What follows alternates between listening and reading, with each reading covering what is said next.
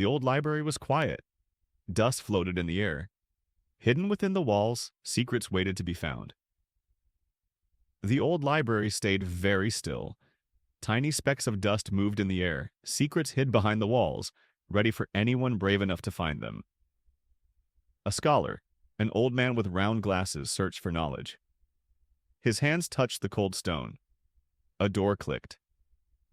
An old scholar with round glasses hunted for answers. He placed his hands on the chilly stone. Suddenly, a hidden door gave a soft click. Behind it, books stacked high, one covered in gold stood out. He opened it. The title? How to Make the Perfect Cup of Tea. Through the doorway, he saw tall piles of books. One had shiny gold on its cover and caught his eye. He opened it. The name read, How to Make the Perfect Cup of Tea. He sighed, Really? That's the big secret? He flipped the pages. Step 1. Respect the tea leaves. He frowned. He exhaled loudly. Seriously? That's the important mystery? He turned the pages. First step. Be gentle with the tea leaves. He looked disappointed.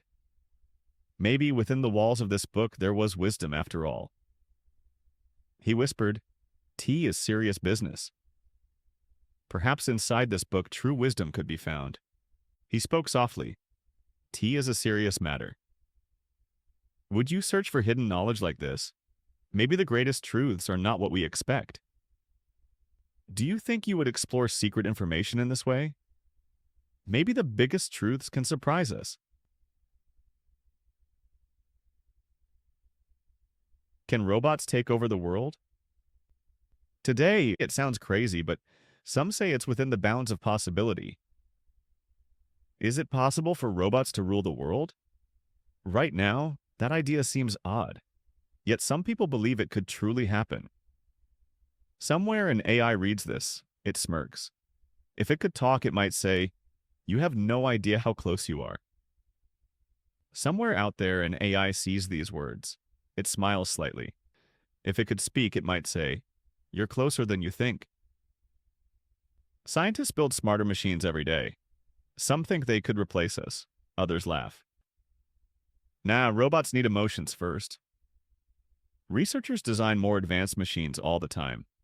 Some people think these robots might take over our roles. Others scoff, no, they need real feelings first. But emotions can be programmed. A robot could say, I feel happy. Would that make it real? However, you can code emotions. A machine might declare, I'm happy. Does that mean it truly is? Maybe one day, a robot will sit next to you. It will ask, Do you think I have a soul? Perhaps in the future, a robot will sit by your side. It might ask, Do you believe I have a spirit? What would you say? Would you tell it, That's not within the bounds of possibility? How would you respond? Would you tell it, That can't be done? The word within comes from Old English. People used it to talk about being inside something, within the house, within reason. The term within began in Old English. People used it when talking about being inside a space, like saying inside the house or staying in reason. Long ago, a knight might say, Stay within the castle walls. It's dangerous outside. Long ago, a knight might warn, Remain inside the castle walls. It's risky out there. Later, people used it for ideas. This is within my power. That's within the law. It changed, but kept its meaning. Over time, the word was used for concepts. People would say, This is under my control, or That is allowed by law. It shifted, but stayed true to its core. Now it's used in rules, locations, or even feelings. Happiness is within you. Words evolve, but their heart stays the same. Today, it shows up in guidelines, places, or even emotions. Happiness is inside you. Language changes it, but its essence remains. Next time you hear within, think about where it came from and where it can go. When you hear within again, remember its origin. Think about how it might grow in the future. You are in a small village. You ask for a bakery. A man points. It's within a stone's throw, he says. You're in a tiny town looking for a place to buy bread. A local gestures and says, "It's so near you could practically toss a pebble to it." You nod and start walking. 5 minutes pass and then 10. No bakery. You return confused. How far is that? You agree and head off. You walk for 5 minutes, then 10, but you still can't find the bakery. You go back, puzzled. How close did you mean? The man laughs. Depends on your arm. He throws a pebble. It lands a few steps away. See? Not far at all. He chuckles. It's all about how far you can toss. He flicks a tiny stone and it lands nearby. Look, it's really close. You sigh. Not far for you, maybe, but my legs don't throw stones. He grins. Then walk faster. You exhale loudly. That might be easy for you, but my feet can't fling rocks. He smiles broadly. Then pick up the pace. When someone says within a stone's throw, they mean very close. But close for one person isn't always close for another. If somebody says a place is a rock's toss away, they mean it's really near. But what's near for one person might not be the same for someone else. You could ask, is the shop far? And someone might reply, no, it's within a stone's throw. You might ask, is the store a long distance? And get the answer, no, it's super close, like throwing a small stone away. You step into the street. A car screeches. It stops within an inch of your toes. Your heart jumps. You walk out onto the road. Suddenly, a car screams to a halt. It halts so close to your feet that you could almost measure it with a finger. Your pulse races. The driver rolls down his window. That was close, he says. For both of us. My coffee almost spilled. The person behind the wheel lowers his window. Wow, that was tight, he remarks. We both got lucky. I nearly splashed my drink everywhere. Your coffee? You ask, still frozen. He nods. Yeah, hot coffee. Almost burned my hand. That's real danger. Your coffee, you say, still standing in shock. He nods. Yes, it was steaming. I nearly hurt my hand. That's a serious threat. You stare at him. I almost died. He shrugs. Yeah, but almost doesn't count, right? Be careful next time. You glare at him. I was this close to being hit. He shrugs casually. But being nearly hit isn't the same as being hit, yeah? Watch yourself next time. When something is within an inch of, it's extremely close, like danger, success, or a spilled coffee. When we say something is barely a tiny space away, it's super close, like nearly getting hurt, nearly winning, or almost losing your drink. You might say, I was within an inch of winning, or he was within an inch of falling. You might hear, I was just a hair away from victory, or he was on the edge of toppling over. You whisper at a party. That guy? He got lost in his own house. Laughter. Then silence. You turn. You speak softly at a gathering. That person? He once couldn't find his way around his own home. People giggle, then stop. You glance back. The guy is right behind you, within earshot. He raises an eyebrow. It was a very big house. He's standing right behind you, close enough to overhear. He lifts a brow. It was a huge place, you know. Your face burns. Oh, yeah, of course. He nods. 3 floors, 20 rooms. I was young. You feel your cheeks heat up. Oh, sure, that makes sense. He confirms it had 3 levels and a lot of rooms. I wasn't old enough to handle that. How young? Someone asks. He coughs. Last year. Laughter explodes. You sigh in relief. How old were you then? A voice asks. He clears his throat. Well, it happened just last year. Everyone laughs loudly. You feel less embarrassed. If someone is within earshot, they can hear you. So whisper carefully, or be ready to explain yourself. If a person is close enough to catch your words, they might listen in. So speak quietly, or prepare to share more details. You might say, be quiet, she's within earshot. Or, I stayed within earshot in case they needed me. You could say, hush, she's really close and can hear us. Or, I stayed near enough to hear them if they called me. Imagine you find an old, dusty lamp in your attic. You rub it and boom, a genie appears. 3 wishes, he says. Picture discovering a worn-out lamp in your storage room. You give it a quick polish and suddenly a magical being pops up declaring, I'll fulfill 3 things you desire. Excited, you shout, I want to own the moon. The genie sighs, rubbing his forehead. Try something within reason. Thrilled, you yell, I want to have the entire moon. The spirit groans, placing a hand on his head. Ask for something more down to earth. Okay, you say, thinking. I want unlimited pizza. The genie grins and snaps his fingers. A tiny pizza appears. All right, fine, you reply, pondering. Give me endless pizza. The magical figure smiles and clicks his fingers. Suddenly, a miniature pizza shows up.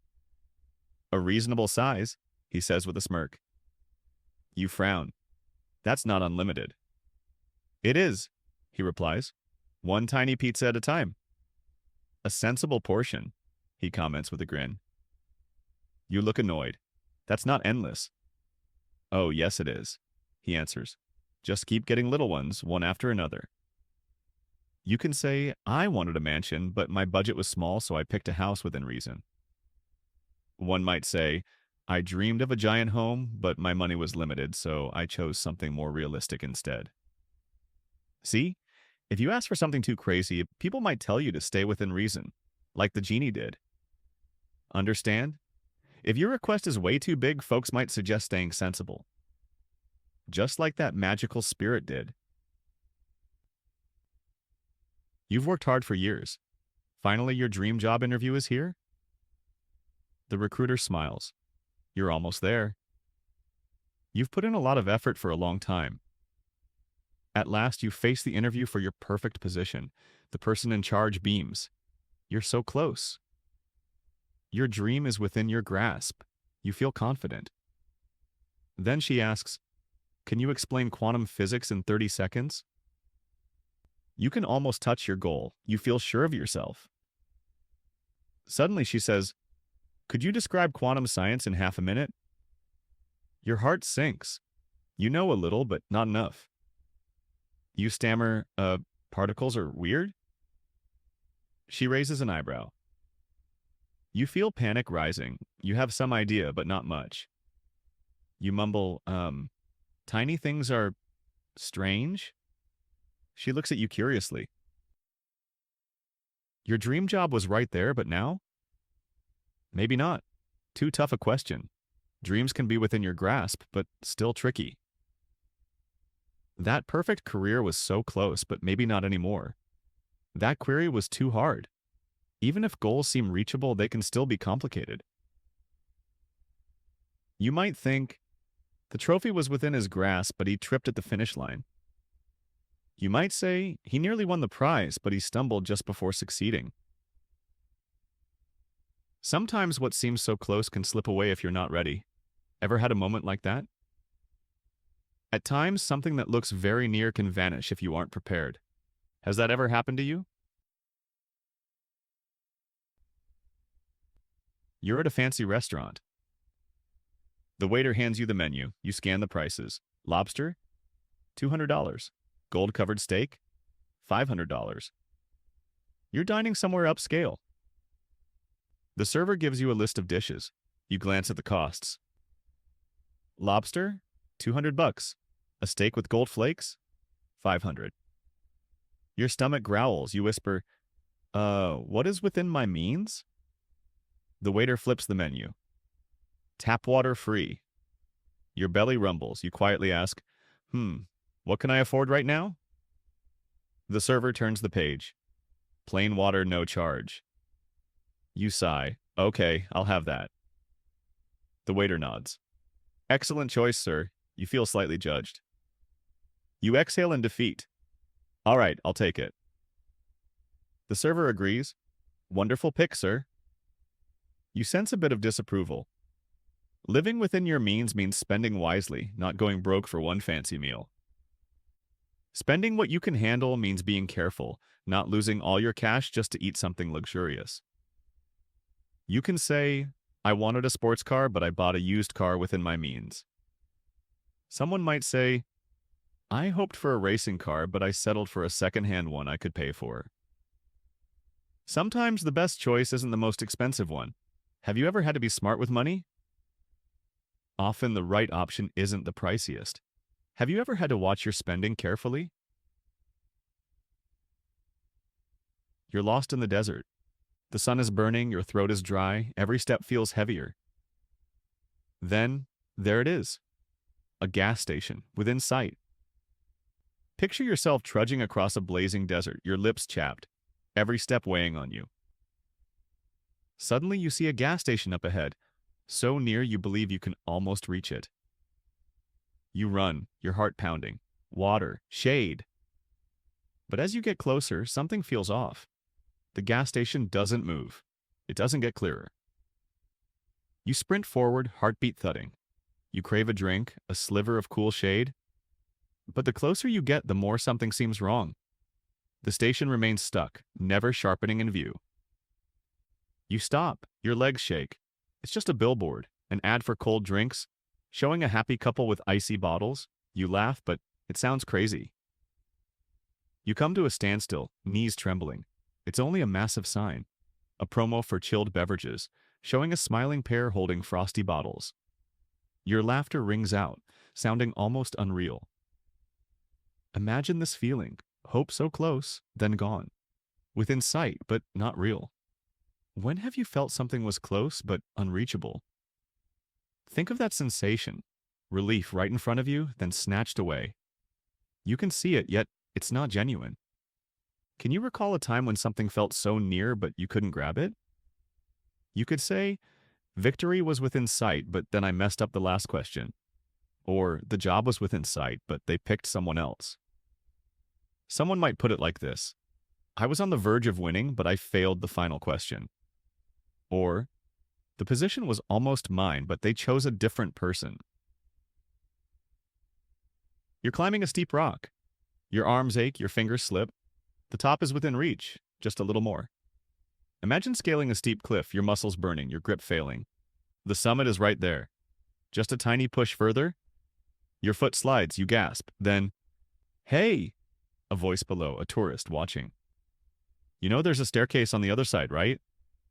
Your foot slips and you inhale sharply. Then you hear someone call from below. It's a traveler.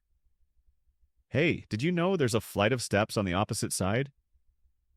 You freeze. A staircase? Seriously? You laugh. Should you be annoyed or relieved? You pause, stunned. Stairs? Really? You let out a startled laugh. Are you upset or just grateful? Sometimes we fight hard for something, thinking it's the only way, but maybe the easy path is also within reach. Often we struggle stubbornly for a goal, believing it's our only choice, but maybe the simpler route is also right in front of us. You could say, success was within reach, but I was too stubborn to see the shortcut. Or happiness is within reach. You just need to stop overthinking. You might phrase it this way: I nearly hit my target, but I wouldn't notice the easy way. Or contentment is so close, you just have to quit overcomplicating things. A cat sits on a windowsill, eyes half closed, peaceful. Then bam! A cucumber lands next to it. Envision a cat perched on a windowsill, half asleep and calm. Suddenly, whack! A cucumber appears beside it. The cat flies into the air within a heartbeat, legs flailing. Pure panic. The dog nearby sighs. Seen it before. In an instant, the cat springs up, paws flapping in absolute terror. The nearby dog just lets out a long breath, as though this is nothing new. Quick reactions: fear, surprise, love. Some things happen within a heartbeat. Swift responses: shock, panic, affection. Some feelings strike faster than you can blink. You could say, I saw her smile and I fell in love within a heartbeat. Or, he heard the news and left within a heartbeat. You might say, I noticed her grin and I fell for her instantly. Or, He got the update and rushed off right away. What's something that made you react within a heartbeat? Can you think of a moment that made you respond in the blink of an eye? You stand before the judge, feeling the weight of the court's silence. The parrot on your shoulder ruffles its feathers. The judge frowns. You are in front of a serious judge and the room feels heavy with quiet. Your parrot flutters its feathers by your side. The judge looks displeased. Did you commit the crime? He asks. He questions you firmly. Are you the one who did the wrong thing? You clear your throat. Technically, the parrot acted within the law. I only encouraged his natural talents. You cough a bit. Actually, the parrot followed the rules. I just supported his special skills.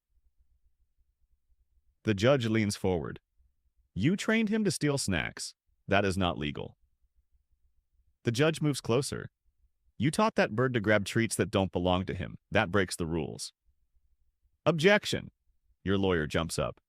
A parrot is not a person. It cannot break the law. Your lawyer interrupts loudly. This bird is an animal, not a human. It can't commit a real crime. The parrot squawks. Not guilty, not guilty. The parrot cries out, no wrongdoing, no wrongdoing. The judge sighs. This is ridiculous. Case dismissed.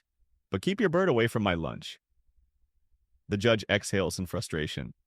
This is absurd. The trial is over. Just make sure your parrot doesn't touch my food again. Where have you seen someone trying to bend the rules but still stay within the law? Have you ever noticed someone twisting the rules but not actually breaking them? You might say, I didn't cheat, I just used a loophole. Or maybe, it's not illegal, it's just clever. Perhaps you'd explain, I wasn't dishonest, I only found a little gap in the system. Or, it's not against the rules, it's just smart? Backstage, the young actor's hands tremble. His heart pounds like a drum. The audience waits. Behind the curtain, the rookie actor's fingers shake and his heart thumps loudly. The crowd is ready for the show. Confidence, his mentor whispers, is something you must find within yourself. Have faith in yourself, the mentor softly says. You have to discover that courage inside your own mind. The actor nods. He takes a deep breath. He steps forward, then darkness. He faints. He gives a small nod, breathes in deeply, and moves onto the stage. Suddenly, everything goes black. He passes out. Later, he wakes up to his mentor's amused face. Well, the mentor says, maybe next time find strength within yourself a little faster. After a while, he opens his eyes to see his mentor smiling. All right, says the mentor. Maybe next time, look inside for power a bit sooner. Have you ever faced a moment where you had to dig deep and find something within yourself? Have you ever experienced a situation where you needed to look inside your heart for extra courage? You might think, I can do this, I just need to believe. Or, the strength is inside me, I just have to find it. You could say, I am able to do this if I trust myself. Or, I have the power inside, I just need to see it. You're starving. You order pizza. The app promises delivery within minutes. You feel really hungry. You order a pizza, and the app says it will arrive very soon. 10 minutes pass, then 20, then 30. You wait for 10 minutes, then 20, then 30. At 45 minutes, you grab your phone. You said minutes. You shout at customer service. After 45 minutes, you pick up your phone. You promised quick delivery. You yell at the person on the line. The worker sighs. Yes, but we did not say how many. The employee answers tiredly. True, but we never told you exactly how long it would be. You stare at the screen. You are too hungry to argue. You look at your phone in silence, too starved to keep fighting. When has time felt like it was stretching forever, even though it was supposed to be quick? Can you recall a moment when you had to wait and it felt endless, even though it should have been short? You might say, I'll be ready in minutes. But do you mean 2 minutes or 20? You could tell someone, I'll be done soon. But is that 2 minutes or 20?